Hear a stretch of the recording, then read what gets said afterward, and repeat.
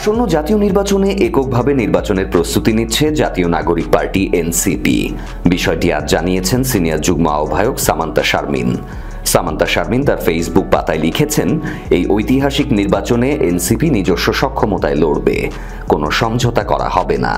ইনকিলাব জিন্দাবাদ।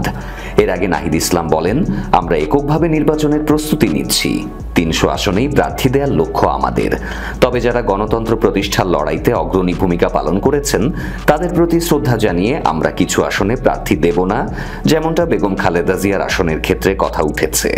তিনি আরও জানান, আমরা দেখি যাদের টাকা আছে, যাদের গডফাদারগিরি আছে, তারা নির্বাচনে দাঁড়ায়। আমরা এই সংস্কৃতিকে চ্যালেঞ্জ করতে চাই। আমরা গ্রহণযোগ্য মানুষ, খেটে খাওয়া মানুষ, শিক্ষক, ইমাম, সামাজিক নেতৃবৃন্দদের জন্য জনপ্রতিনিধি হিসেবে সংসদে দেখতে চাই। তার কথা ধরে ফেসবুক স্ট্যাটাস দিয়েছেন দলটির সিনিয়র যুগ্ম সদস্য সচিব ডাক্তার তাসনিম জারাও। তিনি লিখেছেন, নির্বাচনে এককভাবে অংশ নেবে এনসিপি, নাহিদ ইসলাম। এনসিপি রাজনীতিতে আসার পর থেকেই একাধিক জোটে যাওয়ার গুঞ্জন ছিল। সেই গুঞ্জন প্রবল হয়েছে শেষ কিছু দিনে। তবে সেসব গুঞ্জনও উড়িয়ে দেননি নাহিদ।